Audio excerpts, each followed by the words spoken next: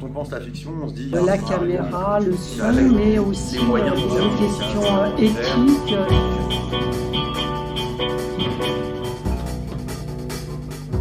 Bonsoir. Oui, tant mieux. Hyper content de voir autant de monde présent ce soir pour le film et pour cet échange tous les deux, et ensuite cet échange avec vous autour du film de Nicolas Gossong. Cette question de cinéma, parce que pour chaque film qu'on choisit à la CID, on essaye de travailler une question de cinéma qui soit à la fois une question, on va dire, un peu théorique, mais je mets des grosses guillemets parce qu'on n'est pas à l'université, mais aussi et surtout sa dimension pratique. On s'était posé la question de quelque chose qui parcourt beaucoup le travail et le cinéma de Nicolas, qui était la question de ton rapport au personnage, cette manière que tu as d'y attacher à la fois de l'importance dans sa véracité, son authenticité, et en même temps cette manière dont tu travailles sa dimension fictionnelle. Je pense que c'est un peu ça l'idée. Et donc du coup, on s'était dit que c'était l'occasion avec ce film qui est particulièrement traversé par toutes ces questions-là, que c'était l'occasion d'échanger, d'en parler avec toi. Merci de vouloir partager, je suis très content d'être là et voilà, juste pour introduire un peu, c'est vraiment des films, que je pense que beaucoup d'entre vous peut-être connaissent, des extraits de films qu'on va montrer, mais moi c'est des films qui m'ont vraiment donné envie de faire du documentaire, parce que vous allez voir, on a choisi des films, on les a mis dans une disposition où on passe vraiment d'un film documentaire au début de Wiseman à la fin un film de fiction.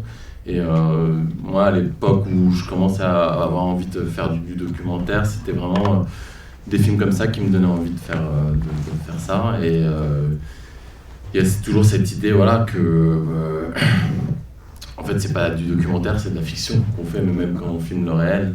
Et c'est ça qui m'intéresse aussi peut-être dans les extraits qu'on va montrer, et dans la recherche aussi. Après c'est dur parce que c'est quand même des extraits de grands maîtres du cinéma. Il y a Wiseman, il y a Goumeau, et ensuite Quand passent les cigognes. Et donc c'est toujours compliqué de montrer son film après des extraits de films comme ça. Mais c'est en même temps des choses qui m'ont vraiment donné envie, poussé à trouver dans le réel la fiction, et à trouver la fiction aussi dans le documentaire. Peut-être qu'on peut commencer par montrer le premier film, donc qui est Welfare de Wiseman. On regarde ensemble l'extrait et puis ensuite on en discutera et on verra un peu ce que tu voulais nous en dire. And that's what I'm waiting for. Something that'll never come. Equity. Justice. Justice. Under this great democratic society of ours, where everybody is equal under the law, Lincoln said that, didn't he? All men are created equal. Lincoln never took an army physical, You should have known better. What's equality? Equality is when somebody has and somebody hasn't, and the one that hasn't tries to rip off the one that has. And the one that has tries to keep what he's got. And there's nothing in the middle anymore. You either have it or you don't have it. It's not a matter of middle, there's no middle class anymore. There's just the rich and the poor. And I'm one of the poor. In fact, destitute, not poor. And I don't like the feeling. Not with 22 years of education behind me. Not with 17 years of service to the state. Not with a $22,000 plus income when I was working. Plus my private practice was brought in another $3,000 or $4,000. But after being in the hospital for 7 months and 8 days, up until September, and not being considered fit to go back to work and having to resign rather than being fired. Sit outside. Because I've only got another 11 days to go until they fire me from that 17-year job. Go sit down. You're up, man. Shut up. Why not? You're the law man. You're the man. Everybody's the man when you don't have anything. Everybody's the boss. Look. It's got to change mighty fast. Because if it doesn't change in the next 15 years, by 1988, there will be no United States of America. There will be nobody here worth saving. Everybody who is worth saving will be someplace else. And I'll be the first to leave. Because for 40 years and 7 months I've tried. God knows I've tried to help. Now I can't even help myself, let alone anybody else. How can you help anybody on 11 cents? 5 days.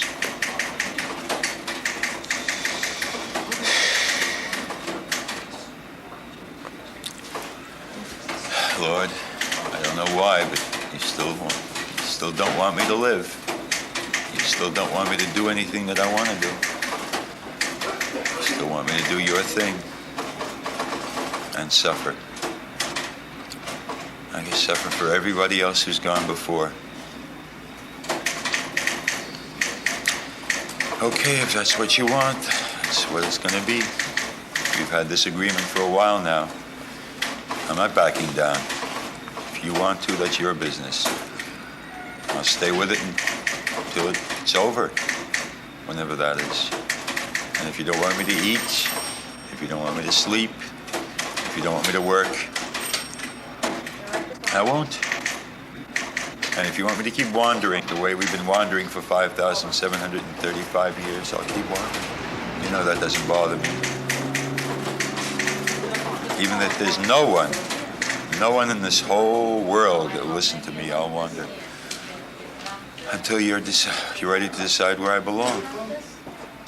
A place, a home, people, friends.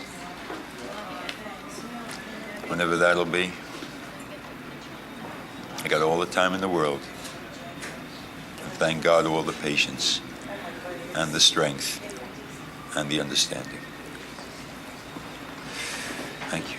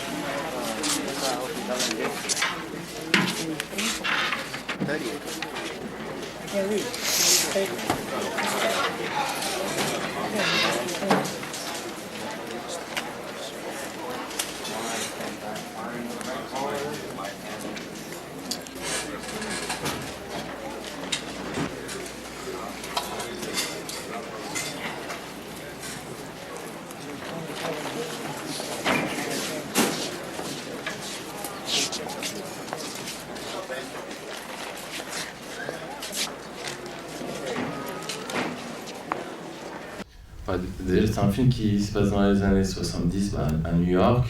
C'est dans un lieu où les gens vont demander des aides de l'État. Ils appellent ça welfare là-bas. Et en fait, c'est un endroit où, quand tu n'as pas travaillé pendant 40 jours, il faut que tu justifies ou d'être malade, ou de pas avoir, ou d'être à la retraite mais de ne pas avoir de salaire pour pouvoir demander. Donc il doit aussi des gens qui ont perdu leur travail et qui doivent justifier ça avec quelque chose leur est arrivé. Et donc il suit, je pense, pendant une journée, seulement une journée, ce film, voilà, un lieu de welfare à New York. Et c'est un film qui dure 3 heures, donc t'as plein de personnes comme ça qui viennent demander des aides. Et j'avais envie de montrer ce passage-là parce qu'il y a quelque chose dedans d'assez... Enfin, j'ai l'impression que là, il a eu un moment de... Justement, c'est ce qu'on disait tout à l'heure, un peu de réel où tu as des dialogues d'une personne que tu pourrais presque pas inventer dans une œuvre de fiction, quoi. Il y a vraiment une façon de parler. Et dans le film, c'est comme ça tout le temps. Enfin, tu as plein d'autres... tu as une palette de personnes extraordinaires qui viennent aussi demander de l'aide à l'État américain et il y a des récits qui s'inventent et il y a une espèce de... Il y a une fiction, en fait, qui prend lieu à cet endroit. Et quand la première fois que j'avais vu ça, je me suis dit, voilà, c'est pour ces moments magiques-là que j'ai envie de filmer. Enfin, c'est pour des moments magiques comme ça dans la vie que j'ai envie de filmer le réel, quoi. Mais justement, tu parles de moments magiques et tu parles de réel. On est dans le film dans quelque chose qui est...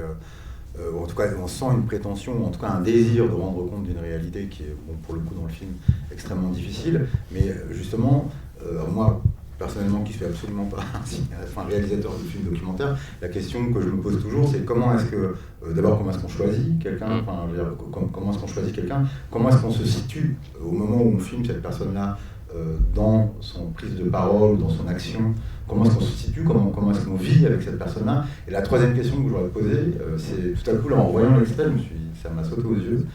Est-ce qu'il n'y a pas quelque chose qui se produit du simple fait pour les personnes que tu filmes parce que tu les filmes? Tu parlais d'une captation du réel, ensuite tu parles de magie. Est-ce que cette magie-là, elle opère pas parce que justement la personne est filmée? C'est ça, c'est pour ça que je crois pas du tout au mot documentaire quand on filme. Parce que je pense qu'il y a aussi une caméra,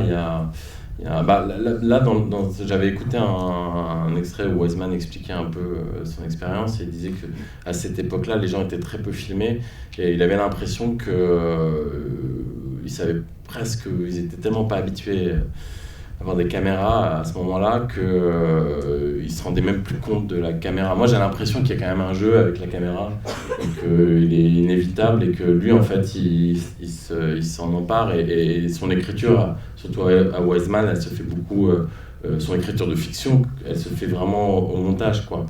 Et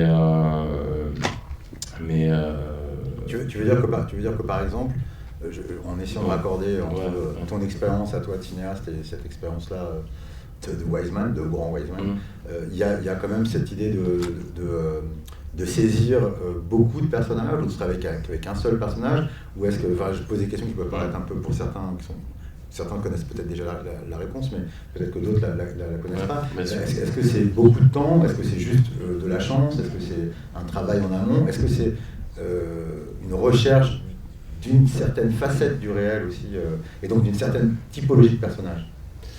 Et là, je pense que lui, vraiment, il est passé il a été en immersion dans ce lieu, et il a dû tout filmer. Il a sûrement aussi le choix. Je pense qu'instinctivement, il s'est dit, je vais aller dans cet endroit-là. C'est le choix de l'endroit qui va être filmé, des personnes qui va être filmé, fait que aussi il y a déjà quelque chose de l'ordre presque de la littérature, quoi, à l'intérieur des endroits qu'il choisit, parce que la nécessité du décor. Ouais, la nécessité du décor, c'est un endroit très particulier qui fait ce type d'institution fait que t'es dans une espèce de nécessité aussi grave et dure, et que les gens sont obligés de se raconter se créer des récits, même certains en inventent dans le film, on voit, ils sont obligés de mentir pour réussir à acquérir ces aides sociales. Et donc c'est un endroit choisi, je pense, alors je ne veux pas du tout parler pour lui, mais c'est des endroits aussi où il a dû sentir que voilà, à cet endroit-là, je vais raconter quelque chose de la société, et qui est presque comme une tragédie humaine, une comédie humaine, où il y a tout ça en même temps dans un lieu, des gens qui se rencontrent, de la solidarité entre les personnes, etc. Mais ma question, c'était autour de cette idée justement du personnage. Tu peux faire dans le cadre d'un film documentaire le choix de suivre une personne, par exemple, et donc du coup j'imagine qu'il faut construire quelque chose dans une relation, ou tu peux faire, comme fait Wiseman, aussi le choix d'un lieu, d'un décor, d'un cadre à l'intérieur duquel les expériences humaines sont vécues. J'ai l'impression que toi, dans ton travail, tu travailles un peu les deux en même temps. Et le décor, je ne vais pas spoiler le film que vous allez voir après, et en même temps, des choix de personnages ou de personnalités extrêmement puissantes. Et donc ma question, c'est celle-ci, c'est à la fois les magnifier, les faire exister comme individus, et en même temps en montrer la véracité et l'authenticité. Et ma question, c'est celle-ci, comment tu arrives à tenir comment tu arrives à tenir les deux pendant que tu filmes, ou est-ce que c'est une question qui te traverse absolument pas et que tu découvres au montage, parce que c'est peut-être aussi à ce moment-là, peut-être que tu fabriques tes personnages? C'est un peu différent. Après, j'ai vraiment eu ça a été les deux films que j'ai fait à l'époque où je vivais vraiment aux États-Unis. C'est des gens que j'ai filmés, que j'ai rencontrés dans la vie aussi tous les jours, dans mon intimité, qui étaient aussi des amis pour certains. Et donc, ce mélange-là un peu étrange, où je me suis dit, et après il y a le choix de la ville aussi, Houston, que j'avais connu, qui était pour moi comme un personnage en fait. Et c'était aussi l'envie de traiter cette ville presque comme un autre personnage. Mais du coup, c'est un peu le cas dans le film de Wiseman. Je pense qu'il y a ce choix-là, et lui en fait, après c'est une approche très différente, parce que Moi, ça part un peu dans tous les sens, c'est plusieurs personnes qui se croisent pas, etc. Lui, c'est vraiment... Il est dans un endroit en huis clos et il filme, enfin, on rencontre plein de gens différents, des gens se rencontrent à l'intérieur de cet endroit. Moi, c'était différent parce que c'était des rencontres presque intimes, personnelles. Même des fois, sur mon premier film, c'était une rencontre amoureuse qui était devenue après une amitié. Et c'est elle qui m'a ouvert les portes à tout ce monde que vous allez voir dans le film. Donc ça s'est fait vraiment presque à un moment, j'étais un personnage du film sans être dans le film vraiment aussi. Parce que je passais des soirées avec eux. Et ça, donc je pense que c'est un peu aussi une approche différente, quoi. C'est une autre façon de... Et c'est parti vraiment de quelque chose d'instinctif où je me suis dit, j'ai vraiment envie de faire un film à Houston. J'avais rencontré, pour le coup, la rappeuse qui est dans le film, je l'avais rencontrée un après-midi. Et là, tout de suite, je me suis dit, j'ai envie de... Mais je peux... ma question fondamentale, c'est... Je réponds mal aux questions. Non, c'est pas ça. Je veux pas que tu spoil avant, c'est pour ça. Ah merde. Je veux pas que t'en dises trop. Non, c'est une vraie question. C'est-à-dire que je serais incapable, vraiment, absolument incapable, de filmer quelqu'un ou quelqu'une dans le quotidien de sa vie. Je saurais pas faire. Et c'est toi, enfin pour beaucoup de cinéastes, de documentaristes, je sens quelque chose, même un désir, un besoin justement de te saisir de ce réel. Et ma question, c'est comment est-ce que tu bordes? C'est-à-dire que pour le réel, c'est un flux continu d'événements hasardeux, etc., etc. Dans le cadre du film de Wiseman qu'on vient de voir, il choisit une structure, un endroit, un décor qui pose un cadre en fait en réalité. Et j'ai l'impression que c'est une nécessité pour choper des gens vivants et pour choper des personnalités et des personnages que de quand même délimiter, de construire un cadre avant de commencer à filmer. C'est ça que je veux dire. Parce que même si tu dis que toi tu y vas un peu instinctivement, non mais non, bien sûr, non mais bien sûr, je sais que j'y vais instinctivement et tout ça, je me la raconte un peu, mais bien sûr il y a la ville de Houston. Moi, tu vois, on sait tous que quand on fait un documentaire, il faut créer un traitement avant. J'ai jamais eu les aides en amont, quand ça n'a pas trop marché, je pense. Mais à un moment, tu as une envie, tu sais que tu vas suivre une certaine ligne. Là, pour le coup, sur mon film, par exemple, c'était la musique et la ville. Et donc voilà, il y a ce cadre-là. Parfois, le cadre aussi est plus large. Donc là, c'est la ville. Mais oui, ça part d'un lieu, surtout d'une géographie. Là, pour le coup, c'était une rencontre avec un lieu précis, qui était la ville de Houston aussi. Et l'autre élément dont tu parles beaucoup, et en fait, on le voit moins justement dans l'extrait de Wiseman, mais qu'il y a quelque chose qui t'importe beaucoup, c'est cette espèce de manière que tu as de raconter, d'assumer et même d'affirmer que le réel est une niche à fiction, une niche à personnage de fiction, et quand même ça n'est que de la fiction. En tout cas, tu es toujours un peu comme ça sur le fait de la brèche. D'où vient ce désir? Ensuite, peut-être qu'on verra l'extrait de Goumou, mais d'où vient ce désir dans ton travail là-dessus? J'ai toujours... c'était vraiment l'envie de... Moi, j'ai vraiment commencé à avoir envie de faire du cinéma en passant presque par... j'ai commencé par le théâtre. Je pense que ça a dû un peu me donner cette envie-là de retrouver des endroits de théâtre dans la vie de tous les jours. Et après, vraiment, c'était l'envie de... c'est des films comme ça, comme le film que vous allez voir après, qui m'ont vraiment donné envie de filmer des gens du quotidien, du réel, comme on dit entre guillemets, et de me dire en fait le documentaire n'existe pas, quoi. C'est la non-croyance au mot documentaire. D'accord. Du coup, je pense que ça vaut le coup de voir Goumou qui a un peu d'affirmation de ça, je crois. Goumou, c'était un peu mon flash d'adolescence, quoi. J'ai vu ce film à l'époque et j'étais assez classique dans mes goûts cinématographiques, et là je voyais un truc vraiment différent, un ovni. Et je me souviens, je le regardais, j'étais dans l'avion, les gens à côté de moi étaient effrayés. Parce que c'est un film, en fait, là je me rends compte en le revoyant, ça faisait très longtemps que je ne l'avais pas vu. Mais c'est vrai qu'il parle de plein de choses aujourd'hui, d'inceste, du racisme, à l'époque aux États-Unis. Et quand il le tourne, je crois qu'il a 20 ans, un truc comme ça, Maurice Corinne. Et il construit toute une narration autour de ces gamins qui piquent des chats, domestiques et les revendent chez le boucher. Non, oui, qui est Renaud Boucher. Et donc il y a un truc avec une narration qui a presque aucun sens, il y a un ouragan qui vient de passer, c'est des gamins... Et moi j'étais complètement hypnotisé à l'époque par ce film, je voyais ça avec le mélange de format, la façon dont il laisse tourner les scènes, tu sens qu'il y a beaucoup aussi la place à improvisation. Je pense qu'il y a des moments où il rentrait même pas dans la pièce, il envoyait son chef-op à l'époque et il filmait des trucs, lui il était dehors et il laissait faire en fait des scènes, il laissait opérer aussi des moments un peu de gêne pour essayer de retrouver un peu la comédie, enfin des trucs un peu chaplinesques dans ses mouvements ouais, c'est un film qui m'avait complètement hypnotisé à l'époque. Je l'avais vu plusieurs fois et je me suis dit tiens, on peut faire justement pareil, on peut faire de la fiction comme du documentaire et vice versa. Bah justement, oui, la frontière entre les deux, là, elle expose, enfin dans ce film-là, elle expose complètement, ne serait-ce que dans le choix des gens qui interprètent les personnages, dans les choix au montage, j'imagine, de séquences qui sont soit des séquences, alors bon, je vais employer le terme que je qualifierais de documentaire, et d'autres séquences qui sont des séquences comme la dernière, celle qui se passe avec l'échange dans le commerce, celles qui sont des...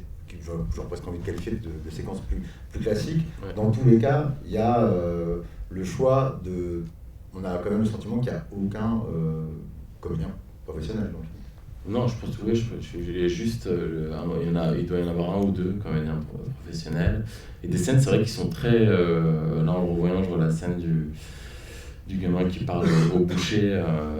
Tu sens qu'elle est très construite, que là, il a appris un texte. D'autres scènes qui sont complètement improvisées et c'est très assumé quoi, cette rupture à un moment avec des choses où là on entend la jeune fille parler de l'épisode d'inceste, enfin de viol de la part de son père. C'est une voix qui est montée sur une caméra un peu presque comme une caméra de surveillance. Là, il y a des trucs comme ça. Et surtout, il y a un travail sur le son que je trouve très très fort et osé, quoi, et qui casse un peu aussi les codes du genre. Mais justement, là, le premier truc qui me vient à l'esprit, c'est que par opposition au premier extrait qu'on a regardé, c'est cette idée que quelque part, pour choper ou pour construire une figure cinématographique, un personnage puissant, structuré, etc. Quand on fait du documentaire ou quand on capte le réel, évidemment je fais le faux naïf, mais on pourrait penser qu'il suffit juste de filmer, pas un peu comme ce que fait Wiseman, c'est-à-dire je suis là à l'endroit d'accueil et je travaille à filmer des gens qui viennent et qui racontent leur vie. Alors évidemment, tout à l'heure on a dit que la caméra influençait quand même un peu les gens, mais il y a cette idée là, quand on voit le film Gummo, qu'on sent quand même la main du cinéaste. On la sent de deux manières. Déjà, il y a le choix de la voix off, qui est une manière de raconter l'intériorité d'un personnage. Et l'autre élément que je trouve important, c'est est-ce que quand on fait un film documentaire, et ton film, pour le coup, on va y répondre de multiples manières, est-ce qu'on influence ce réel-là, justement? C'est-à-dire que, est-ce que pour obtenir quelque chose d'authentique, est-ce qu'il y a ta main derrière? Ou est-ce qu'il y a la main d'un cinéaste ou d'une cinéaste derrière? Je pense j'imagine qu'il y a plein de façons différentes de faire, comme, enfin je dis des trucs sur Wiseman, il disait que lui vraiment c'était, il filmait beaucoup et après c'était toute l'écriture se faisait vraiment en montage et c'était pour lui c'était presque comme il y avait autant d'écriture que sur un roman, que c'était vraiment le montage, l'endroit où il écrivait son film. Là, on sent vraiment qu'il y a une recherche formelle, une recherche sur le son, avec les voix off. Enfin, c'est vraiment un processus complètement différent.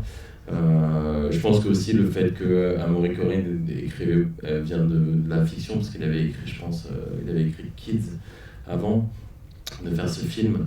Donc il a dû, à mon avis, intervenir plus souvent pendant le tournage.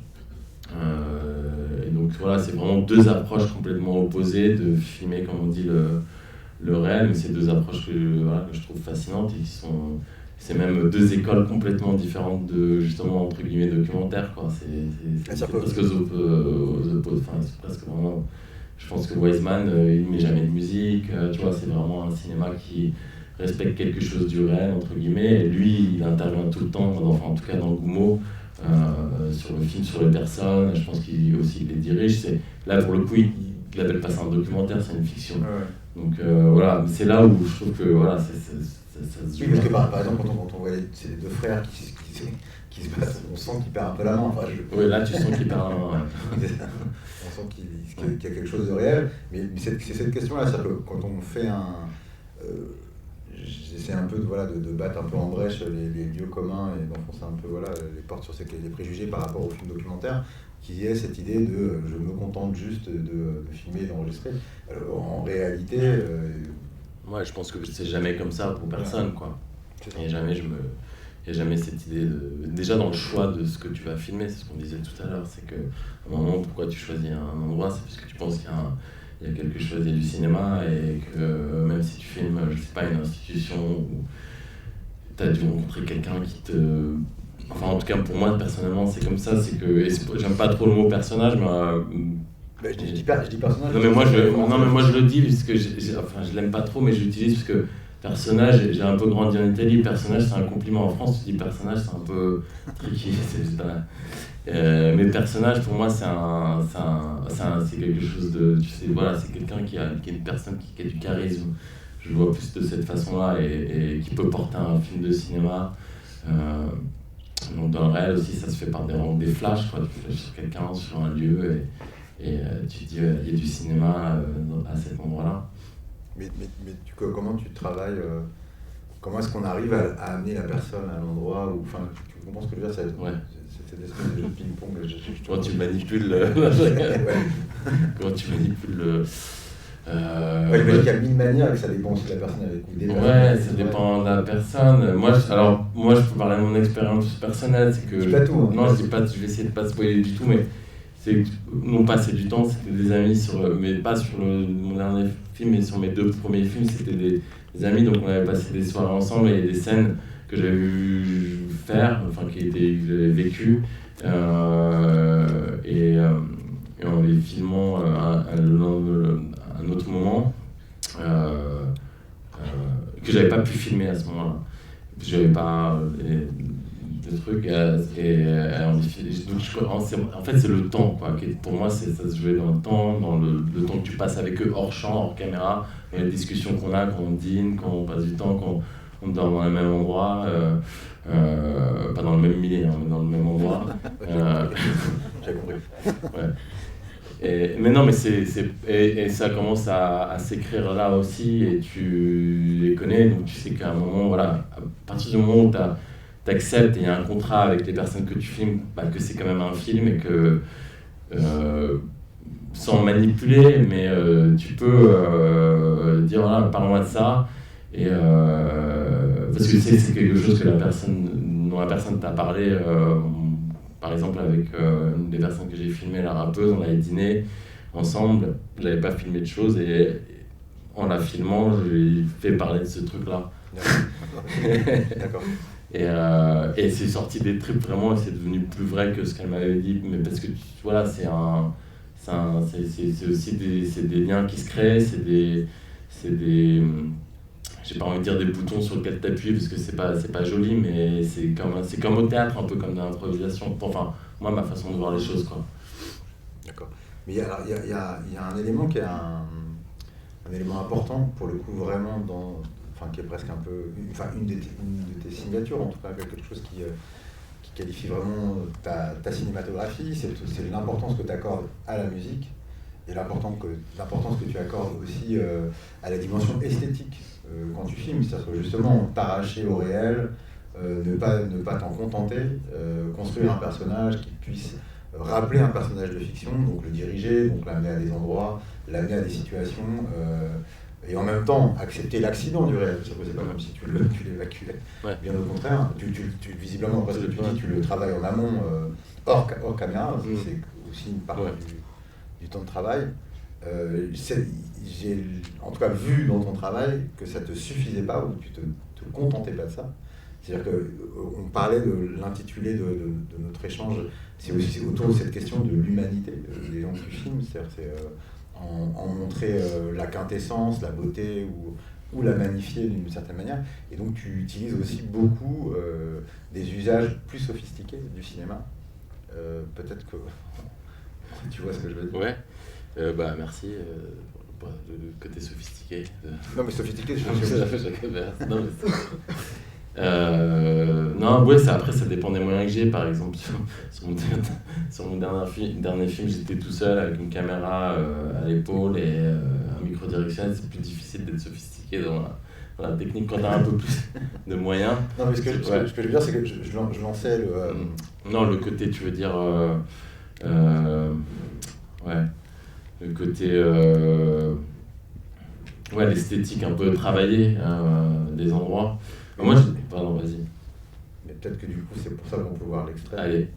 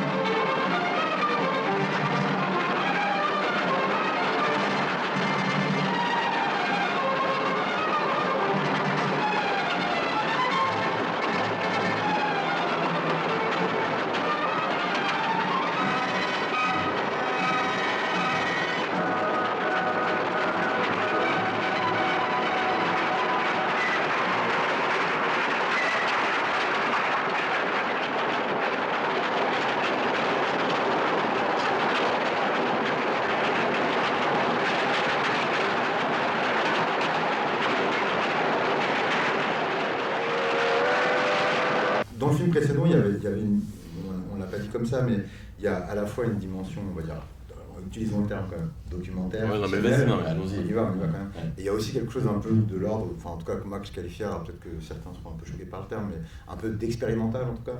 D'expérimental déjà dans le fait de mélanger les deux genres, et d'expérimental aussi dans la manière de filmer, l'usage de la voix, le travail, le son, etc. Et là, dans l'extrait que tu as choisi, alors tu peux nous expliquer un peu. Ouais. Le film est hyper beau, Non, ça c'est le film Quand passent les cigognes. Moi, pareil, c'est un film qui m'avait marqué, mais vraiment par la prouesse esthétique justement et technique du film. Là, c'est vraiment et en plus, je pense qu'à l'époque, c'était fait vraiment avec.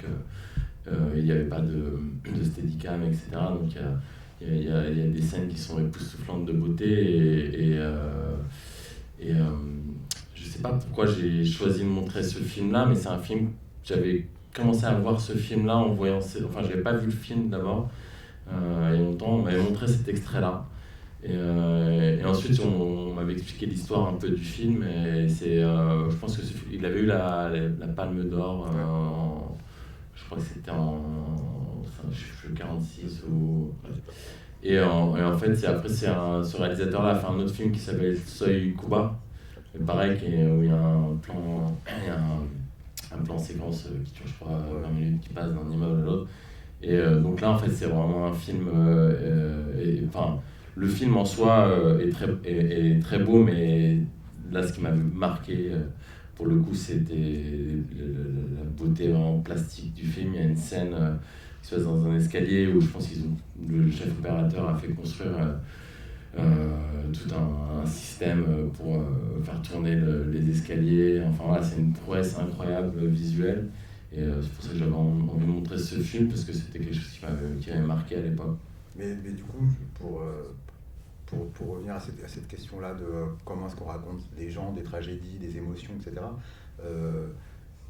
Pourquoi est-ce que pour toi c'est extrêmement important de ne pas juste te contenter de quelque chose, disons, pas d'austère ou d'un peu aride, mais en tout cas de quelque chose de plus simple?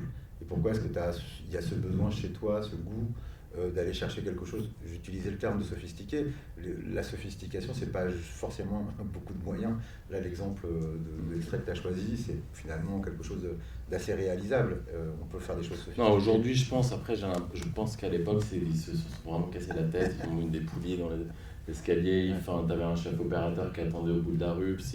On n'avait pas les moyens d'aujourd'hui, les steadicam, etc. Donc là, pour le coup, c'était quelque chose, je pense, j'avais presque jamais vu. C'était une prouesse technique. Mais avec les moyens très restreints que j'avais pour le film que vous allez voir, c'est vrai qu'on a essayé quand même de raconter cette ville comme... de la filmer en tout cas, et de faire ressortir surtout la sensation en fait qu'on avait tous, que j'avais eu en passant du temps là-bas.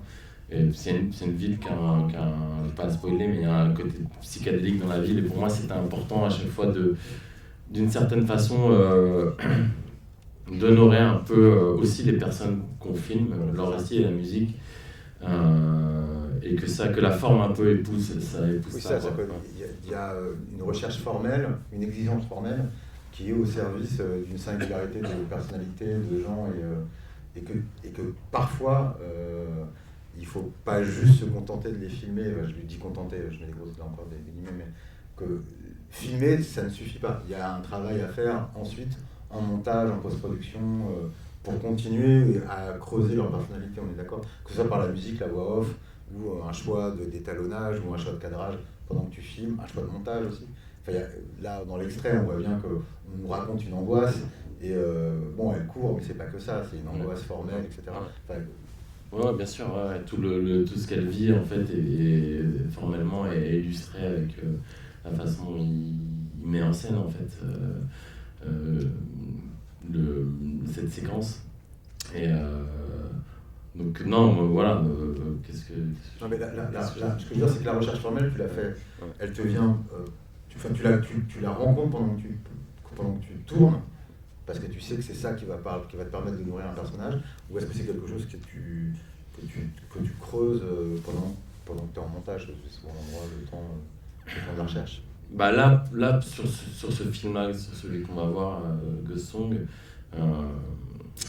c'est aussi le choix du lieu. Moi, quelque chose que je connaissais de la ville, parce que j'aime beaucoup cette ville. C'est une ville très particulière, ça je peux le dire, ça ne se spoil pas. C'est une ville où l'aéroport s'appelle George Bush. Mais en même temps, c'est une ville qui a fait naître un berceau du hip-hop dans les années 90. Et qui a été beaucoup influencé par des psychédéliques, par la chaleur de la ville, par la moiteur, par tout ça. Et ça, c'est quelque chose qui était hyper important pour moi, comme j'ai vécu, de retranscrire. Parce que c'est une ville on n'y va pas pour des raisons touristiques, quoi. C'est une ville qui est quand même laide, qui a de la violence, c'est une ville très républicaine. Mais en même temps, il y a ce côté-là à Houston, très particulier à Houston. Le centre de la ville, tu as quand même une espèce presque une campagne comme ça, et en un film, j'ai essayé, tu vois, de retranscrire ce qui est très difficile parce que j'y ai passé beaucoup de temps, mais de quand même essayer qu'on ressente un peu cette sensation un peu de codéine, disons, de la ville en général, des flux de codéine. Et ça, c'est quelque chose qu'on a aussi essayé de travailler au montage avec le son, etc. Mais il y a ce truc très particulier, perché complètement à Houston, qu'on retrouve aussi parfois, je trouve, moi, à Naples, avec le volcan. Là, pour le coup, c'est les ouragans. Il y a un truc comme ça, un peu atmosphérique, qui se perçoit, on le sent chez les gens aussi, en fait. Donc moi, c'était important, voilà, de raconter ça. Je pense que c'est une très belle manière de terminer notre petit échange. Et le film que vous allez voir tout de suite, on pourra en parler ensemble juste après avec Nicolas, et vous pourrez lui poser toutes les questions que vous voulez. Donc j'ai envie de vous dire bonne projection. Merci. Merci à vous. Merci.